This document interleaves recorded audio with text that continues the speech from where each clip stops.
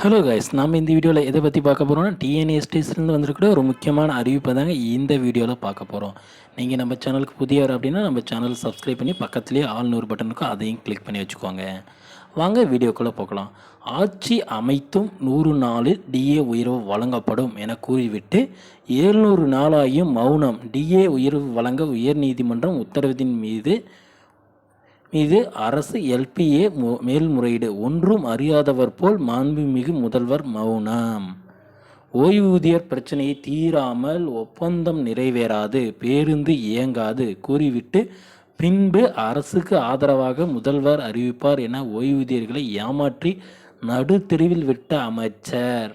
தொழிற்சங்க தலைவர்கள் இன்று வரை மௌனம். டிஏ இல்லை என்றாலும் பரவாயில்லை, தனது சங்க தலைவர்கள் நல்லா இருந்தால் போதும் என ஓய்வூதியர்களுக்கு மௌனமே மௌனம்.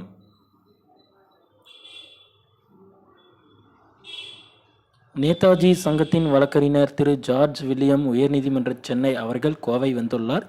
இது சமயம் சட்டம் சம்பந்தமான விஷயங்களுக்கு அனைத்து சங்க தொழிலாளர்களுக்கும் இலவசமாக ஆலோசனை வழங்குகிறார். எனவே அனைத்து தொழிற்சங்க சகோதரர்களும் இச்சந்தர்ப்பனை பயன்படுத்தி பயனடையுமாறு நேதாஜி சங்கம் அன்போடு கேட்டுக்கொள்கிறது. அதாவது பார்த்திங்கன்னா நேதாஜி சங்கத்தின் வழக்கறிஞர் திரு ஜார்ஜ் வில்லியம் பார்த்திங்கன்னா கோவை வந்திருக்காருங்க. இந்த சமயம் சம்பந்தமான விஷயங்களுக்கு அனைத்து சங்க தொழிலாளர்களுக்கும் இலவசமாக ஆலோசனை வழங்குகிறாரு. எனவே அனைத்து தொழிற்சங்க சகோதரர்களும் இச்சந்தர்ப்பனை பயன்படுத்தி கொள்ளுங்கள்.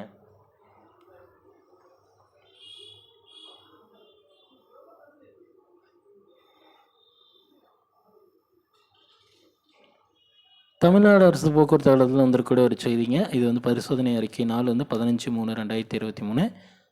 இக்கழக காங்கேயம் கிளையை சேர்ந்த திரு பி திலகராஜ் சி 44-312 நடத்துனர் ஆகிய நீர் 15/3/2023 அன்று டிஎன் 39 எண் 1154 என்ற பேருந்தில் ஈரோடு மூலனூர் வழித்தடத்தில் பணி ஒதுக்கப்பட்டு பணிபுரிந்துள்ளார். மேற்படி பேருந்தானது ஈரோட்டில் 11:10 மணிக்கு ட்ரிப் எடுத்து மூலனூர் செல்லும் போது ஊத்துக்குழி என்ற நிலையில் பயணச்சொற்று பரிசோதகர் பரிசோதனை செய்தனர். பரிசோதனையின் போது பேருந்தில் 73 பயணிகள் இருந்தனர்.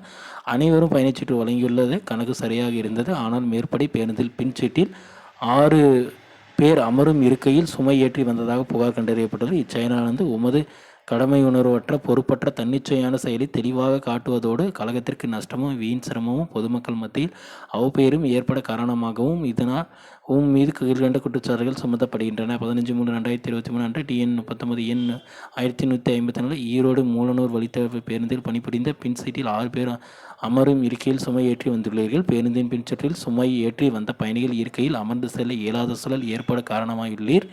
கடமை உணர்வற்ற பொறுப்பற்ற தன்னிச்சையான வகையில் செயல்பட்டுள்ளீர்.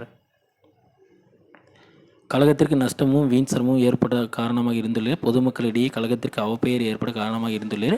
மேற்படி இச்செயலானது கழக நிலையான பிரிவு எண் 14 ஒழுங்கீனமாகும். மேற்கண்ட குற்றங்களுக்காக உமது எழுத்து மூலமான விளக்கத்தினை இக்குறிப்பு ஆணை கிடைக்கப்பெற்ற 7 தினங்களில் இவ்வுலகத்தில் சமர்ப்பிக்க வேண்டும். தவறினால் விளக்கம் தர ஏதும் எனக்கொண்டு தொடர் நடவடிக்கை எடுக்கப்படும்.